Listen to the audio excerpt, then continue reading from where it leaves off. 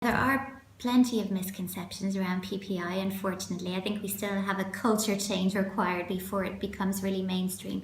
But one of the main misconceptions is that we are trying to make amateur scientists out of patients, and of course that's not what it's about, and we shouldn't do that. It's about treating patients as experts in their own right, as experts in living with the condition. Not all researchers recognise the value. Uh, they don't. I think they sometimes think I have to have a cure before it's worthy of me going talking to a patient, but they don't need to do that. They can still just understand the bigger picture and where their research is fitting in. Patients will understand. I'm at an early stage of a research project, if that's what you tell The me. biggest challenge, I think, is time. Everything does take more time. I think, especially for people with a health condition like MS, as I said, they're juggling lots of other things. We have to take into account that people have trouble with memory and thinking, so they need more time. So the time it takes in consulting with people, allowing them to look at and think about ideas, coming back to you, is definitely something you have to take into account. I think, but as I said, I think when you do that, the study will run more smoothly. So I think one of the big things we've seen is that certainly having people with MS help us design and write and give feedback on our study information leaflets. That's been incredibly positive. So it means we get less questions because the stuff that people want to know is already in there. So I think certainly time. I think for researchers, a lot of it is about losing control. You're basically letting somebody else help you do the research. And I think it's important that it's not just tokenism. We don't have people there just because we can.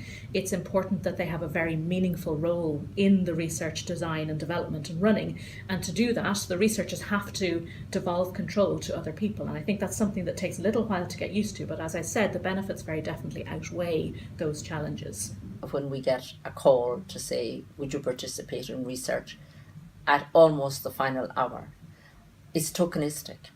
And I have experiential knowledge, I have wisdom of what my illness is, and to be asked at the last moment what it's about and to be involved in research, it's very difficult.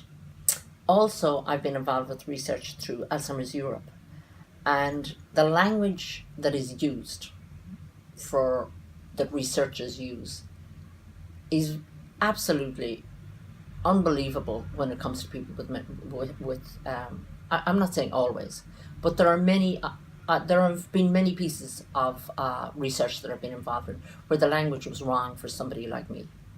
I think we have to make that change. We have to engage with researchers, and that's the great thing about research for me, is that we're helping each other.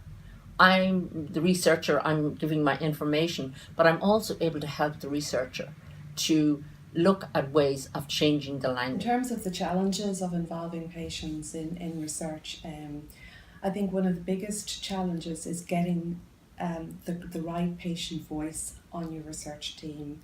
And by that I mean you really kind of need somebody who's very knowledgeable about the condition, in my situation about epilepsy, and to be able to think broader than just representing their own voice, but to actually represent the voice of more people than just their own. So to that end, one of the biggest challenges as a researcher is making sure that you actually get the right person on your team. And in many ways as a researcher, I think you do need to know what you want. Just as when you're creating a steering committee and a research team, everybody is on it because they're contributing something to progress the research. So equally in terms of having your patients, you need to know what you actually want, and you want them to actually participate, and how you want to engage them, how you want to involve them. Because this should really go beyond merely having a nominal figurehead of a patient around the table at a steering committee.